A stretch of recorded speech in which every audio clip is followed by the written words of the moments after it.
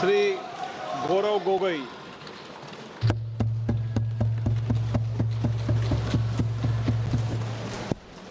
धन्यवाद अध्यक्ष महोदय। आज हम इस विशेष चर्चा में भाग लेने के लिए खड़े हुए हैं और ये चर्चा इसलिए हो रही है क्योंकि हाल में ही जो युद्ध हुआ वो एक सूचना का युद्ध था। एक प्रकार से हम पड़ोसी देश और दुनिया भर को सच्चाई की सूचना देना चाहते थे और कुछ ऐसे ताकत थे, ऐसी शक्तियां थी जो भ्रम का सूचना सारे देश में, सारे दुनिया में फैला रहे थे। और इसीलिए इस चर्चा का विशेष मांग ये है कि आज सच्चाई सदन में आनी चाहिए, सच्चाई पहलगाम की आनी चाहिए, सच्चाई ऑपरेशन सिंदूर की आनी चाहिए, सच्चाई विदेश नीति की आनी चाहिए। और यही आज हमने सूचना का जो युद्ध की जो बात हम कर रहे हैं वो आज हमने आदरणीय राजनाथ सिंह के भाषण में सुना। बहुत से सूचनाएं दी उन्होंने, बहुत से जानकारी दी, लेकिन रक्षा मंत्री होने के नाते ये नहीं कहा कि पहलगाम में दहशतगर्द कैसे आए। ये नहीं कहा कि बेसारन में जहां पर 1000 लोग जाते हैं, खुशियां मनाते हैं, कैसे 5 दहशतगर्द वहां पर जाकर 26 लोगों की गोलियों से छलनी करते हैं। ये सूचना रक्षा मंत्री ने नहीं दी। यही है सूचना का युद्ध कि इतनी जानकारी देते हैं कि कभी कभी सवाल पूछना भी भूल जाते हैं। और आज ये है हमारे विपक्ष का कर्तव्य कि हम सवाल पूछेंगे देश हित में, राष्ट्र हित में। आज देश ये जानना चाहता है कि वो 5 दहशतगर्द कैसे घुसे और उन दहशतगर्दों का भी मकसद था। पाकिस्तान से आए हुए वो दहशतगर्दों का क्या मकसद था? उनका मकसद था कि जम्मू कश्मीर की अर्थव्यवस्था को तनाव करना, विनाश करना। उनका मकसद था कि भारत देश में एक सांप्रदायिक वातावरण का जन्म देना। उनका मकसद यह था कि भारत और पाकिस्तान का एक हाइफिनेशन होना, यह था उनका मकसद। लेकिन सर, मुझे दुख है कि आज राजनाथ सिंह जी ने सैनिकों की बात तो की, लेकिन जो हमारे भारत की जो आवाम है, जो जनता है, जो उन्होंने पाकिस्तान के दहशतगर्दों का पूरी जो मंशा है उस पर उन्होंने पूरा नकारा। और हम एकजुट रहे, हम मुझे भारतीय होने का गर्व है। हमने देखा बेसारन में कि किस प्रकार से जम्मू और कश्मीर के लोगों ने पूरे देश भर से आए हुए जितने भी पर्यटक थे उनकी मदद की। हमने ये देखा कि किस प्रकार से देश भर के जो पर्यटक जो जम्मू कश्मीर में थे उन्होंने अपने जम्मू कश्मीर के भाइयों को धन्यवाद दिया। हमने ये भी देखा कि कैसी एक विधवा हिमांशी नरवाल ने कहा कि मैं नहीं चाहती कि मेरे जो पति जिसको लेके आज राजनीति हो रही है उसके शव पर देश में हिंदू मुसलमान की राजनीति हो, मैं नहीं चाहती। यह है हमारे देश की संस्कृति और यह था मंशा पाकिस्तान का। और मैं ये भी गर्व महसूस करता हूं कि सारे विपक्षी राजनीति दल हम सब एकजुट होकर, राहुल गांधी जी ने एक साफ साफ कहा कि हम सरकार के साथ हैं और सरकार को पाकिस्तान को एक ठोस मजबूत कदम देना ही पड़ेगा। लेकिन देश ये भी जानना चाहता है, वे 26 लोग जो जिनके परिवारों में आज कोई गुजर गया, वे ये भी जानना चाहता है कि 100 दिन गुजर गए और वे 5 दहशतगर्दियों को यह सरकार पकड़ नहीं पाई।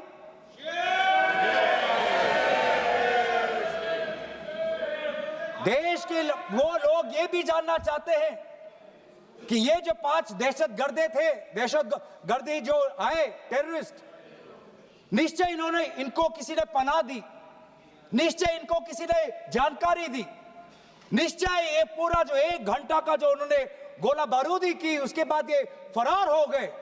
उनको फरार होने में भी किसी ने उनकी मदद की, और आज भी ये 100 दिन हो गए और सरकार के पास कोई जवाब नहीं।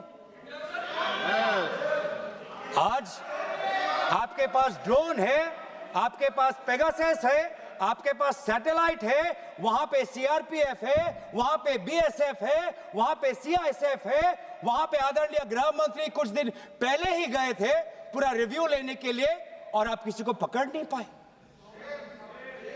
ये कैसी है, ये कैसा बंदोबस्त?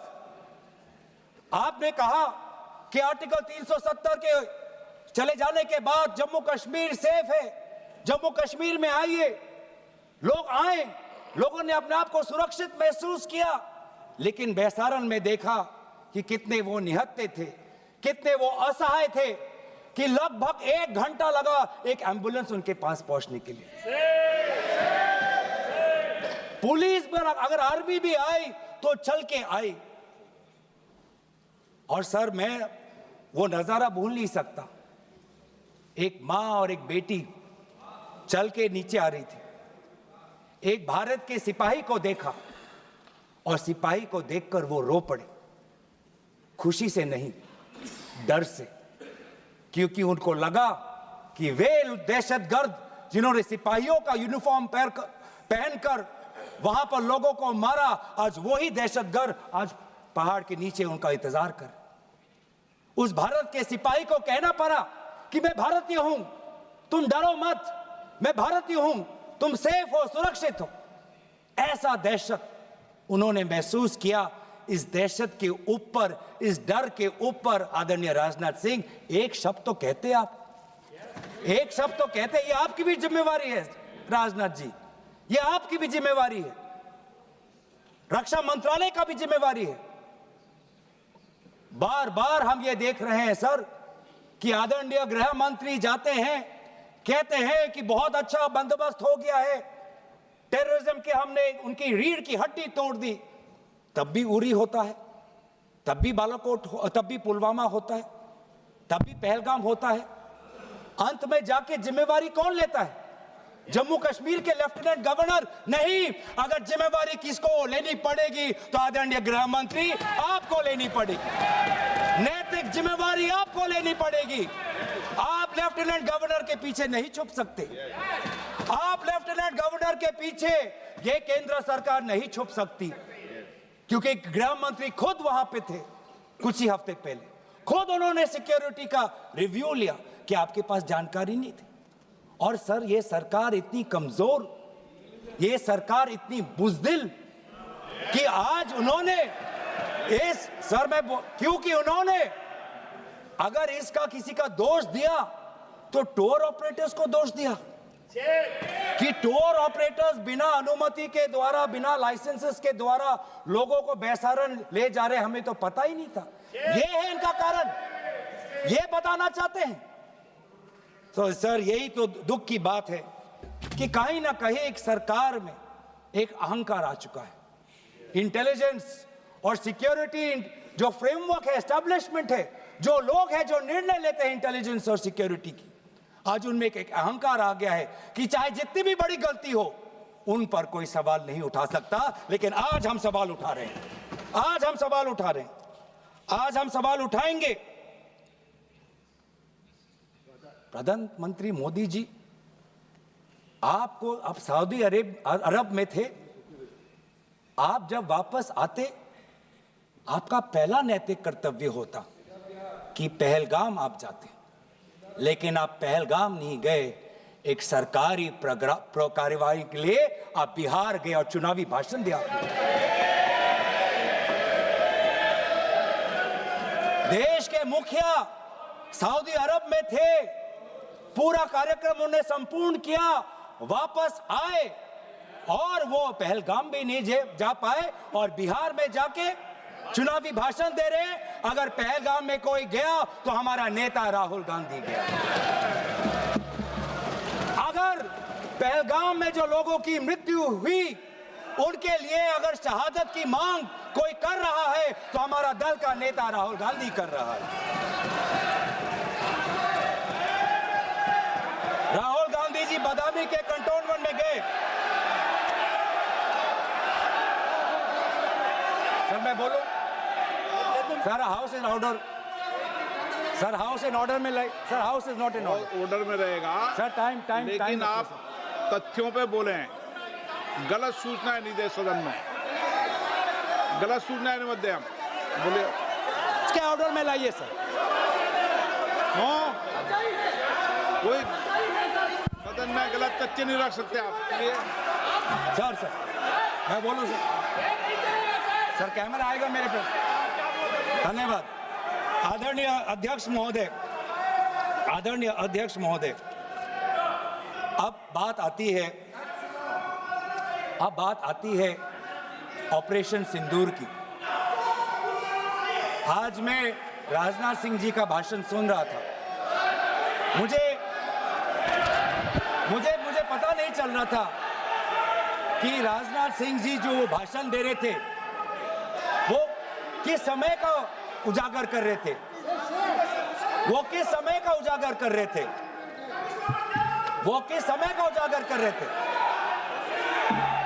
क्या वो 2016 के बाद क्या उन्होंने ये नहीं कहा कि हम घुस के मारेंगे और पाकिस्तान को आज वो उनका जो भी टेररिस्ट इंफ्रास्ट्रक्चर है उसको खत्म कर देंगे? वही बातें तब की, वही बातें पुलवामा की बात की कि पुलवामा के बाद आज हमारे लड़ाकू जहाज अब गए हैं, अब पाकिस्तान अब कभी भी भारत पर उंगली नहीं दिखा सकता। और उसके बाद आज दोबारा वही बातें कर रहे हैं, कि हम घुस के मारे, हमने ये किया, फलाना किया। और ये अब भी कह रहे हैं कि ऑपरेशन सिंदूर कंप्लीट नहीं हुआ, अधूरा है, क्योंकि कल को जाके दोबारा पाकिस्तान कर सकता है। ये खुद कह रहे हैं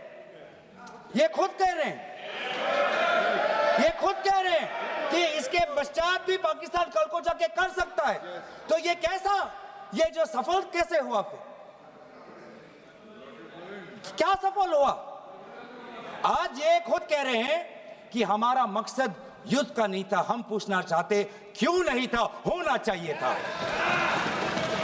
आज उन्होंने खुद कहा कि हमारा मकसद जमीन लेने का नहीं था। क्यों नहीं था? पाकिस्तान ऑक्यूपाइड कश्मीर अगर आज नहीं लेंगे तो कब लेंगे? ये इन्होंने खुद कहा कि हमारा मकसद था टेररिस्ट के इंफ्रास्ट्रक्चर पर आक्रमण करना। तो क्या हमने उरी के समय नहीं किया? क्या हमने पुलवामा के समय नहीं किया?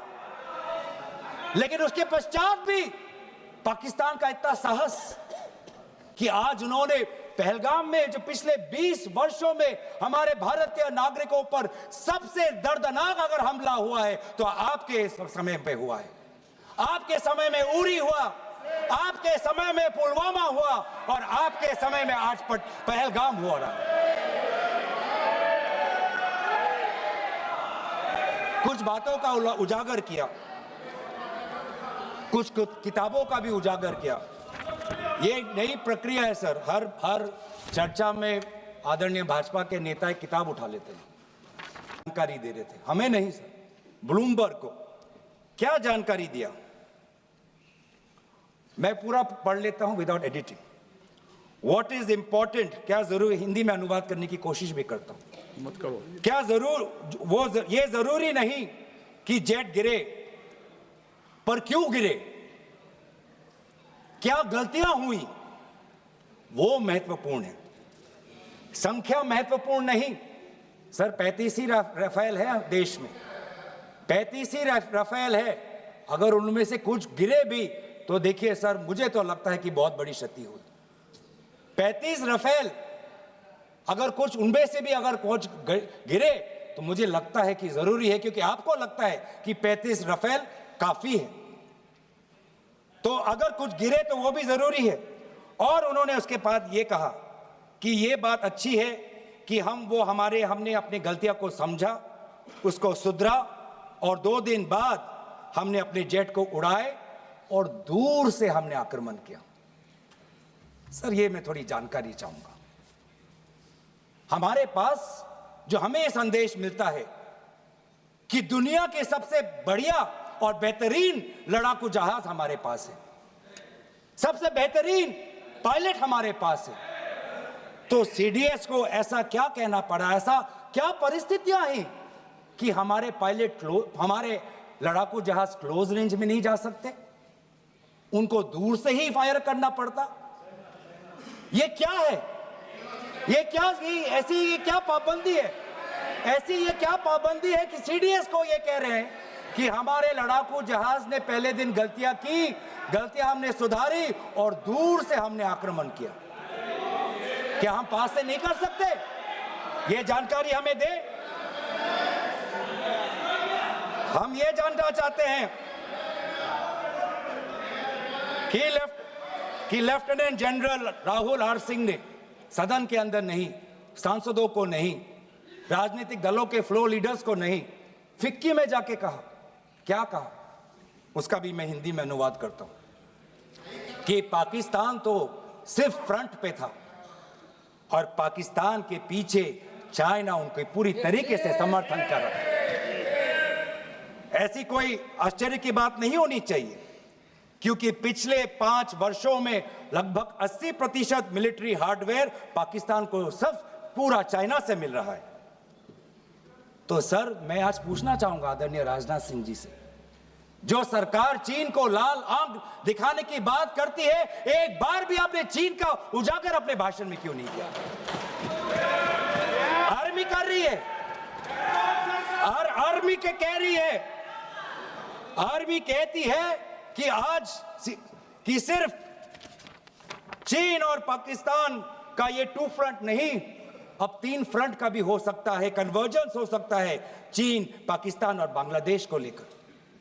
लेकिन मैं सरकार को याद दिलाना चाहूंगा कि ये जो 2 फ्रंट की जो बात थी, इस बात की शुरुआत किसने की थी?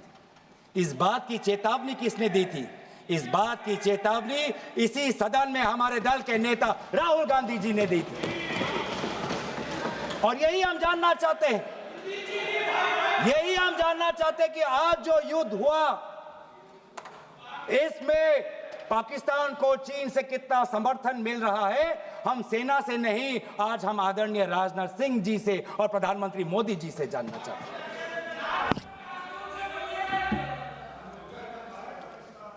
और सर, इंडोनेशिया में जो डिफेंस अटैचे है, उसने तो ताज्जुब की बात कह दी। उसने क्या कहा sir? India defence attache group captain Shiv Kumar ने, हिंदी में दोबारा अनुवाद करता हूं, कि भारत ने लड़ाकू जहाज खोए इसलिए क्योंकि कुछ मिलिट्री टारगेट्स पर आक्रमण करने पर पाबंदी थी। क्यों? क्या पाबंदी थी? ऐसे क्या ये राजनीतिक कंस्ट्रेंट्स थे? आपने कहा कि 9 टारगेट पे हमने आक्रमण किया, लेकिन हमें यह भी सूत्रों से जानकारी और मीडिया में आया है, और लेफ्टिनेंट जनरल राहुल सिंह ने खुद कहा कि पहले 21 टारगेट्स चुने गए थे और 21 से फिर 9 हुए। क्यों हुए? आज मैं ये जानना चाहता हूं कि पिछले 20 वर्ष में सबसे घातक आक्रमण हमारे महिलाओं पर हुआ, हमारे बच्चों पर हुआ, भारत के आत्मा पर हुई। हमने सबने वो दहशत को अनुभव किया, हम सब एकजुट हुए, हमने पूरी तरीके से समर्थन प्रधानमंत्री मोदी जी को दी कि अब जाइए, और ऐसा एक माहौल बन चुका था कि देश किसी भी कीमत चुकाने के लिए तैयार था।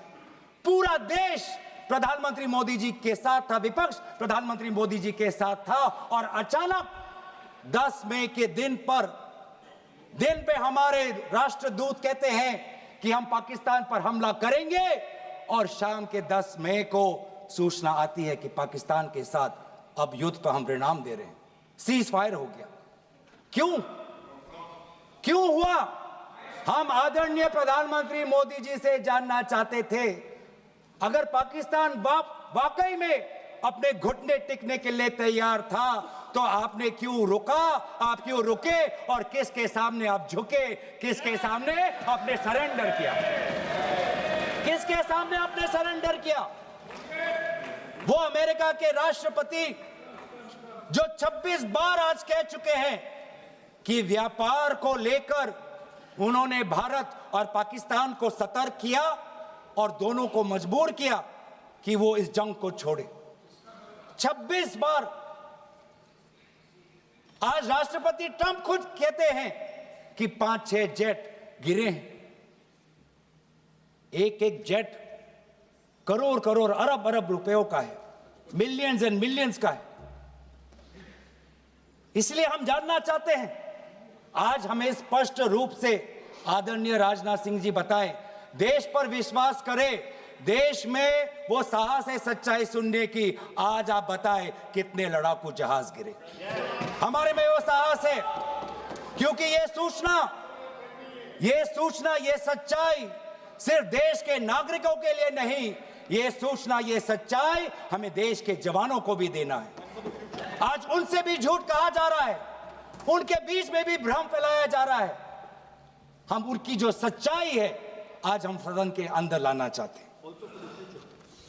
और सर, बात में आती है विदेश नीति की। किस मुंह से हम कहें कि विदेश नीति आज सफल हुआ है? किस मुंह से कहें? ये आदरणीय राजनाथ सिंह जी, शंगीला में जो डायलॉग हुआ, उस डायलॉग में जो ड्राफ्ट जो आया, जिसको भारत सरकार ने नकारा, वो ड्राफ्ट बनाने में हमारे ही कुछ सहयोगी देश थे, जिनका नाम मैं नहीं लेना चाहूंगा।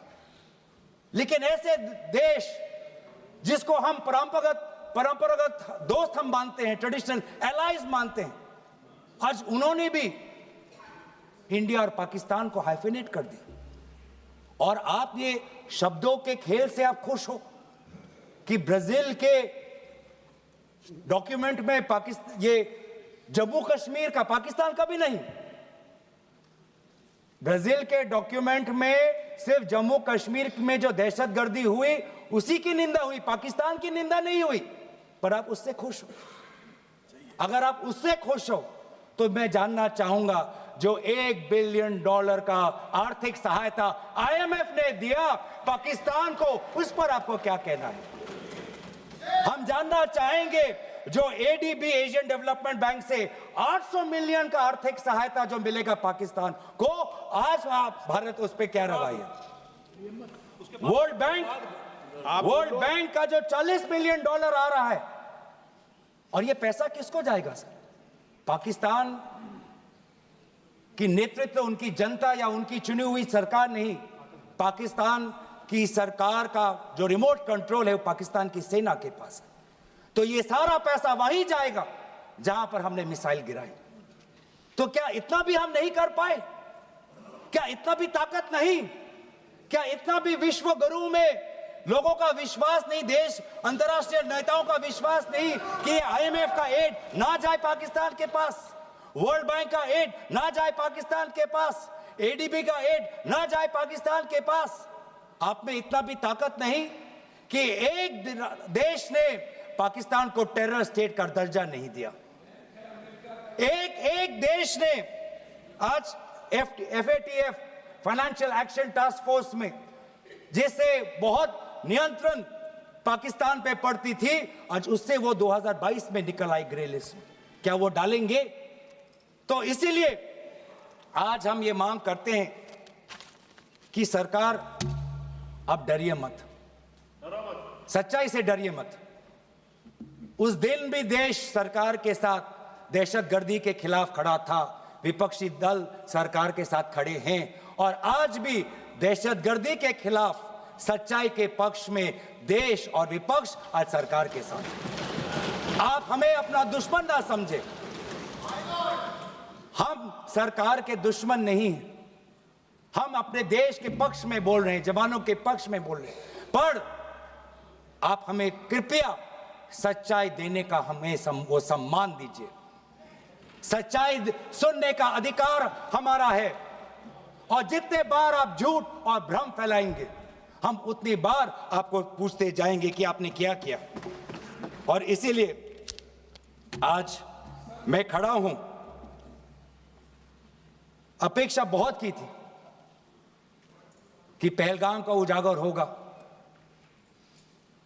आदरणीय गृह मंत्री नैतिक जिम्मेवारी लेंगे, राष्ट्रीय सुरक्षा सलाहकार नैतिक जिम्मेवारी लेंगे और प्रधानमंत्री मोदी जी कहेंगे क्यों उन्होंने ऑपरेशन सिंदूर जो अंतिम अंजाम था, हमें तो मीडिया में सुनते हुए ऐसा लगा कि हम कराची में उठेंगे। मीडिया में हमारे भारत की मीडिया जो जिनको सूचना अब से ही मिलती है, उनका सुनने में लगा कि आज तो हम फतह करके ही रहेंगे, लेकिन पता चला कि नहीं, कहीं ना कहीं हमारे पैर डगमगा गए और जो अंतिम परिणाम था उससे पीछे हम हट गए। हमें पीछे नहीं हटना, हमें आगे बढ़ना है सच्चाई के साथ, लोकतंत्र के पक्ष में। इन्हीं बातों के साथ मैं अपना पक्ष समाप्त करता हूं। धन्यवाद। जय हिंद।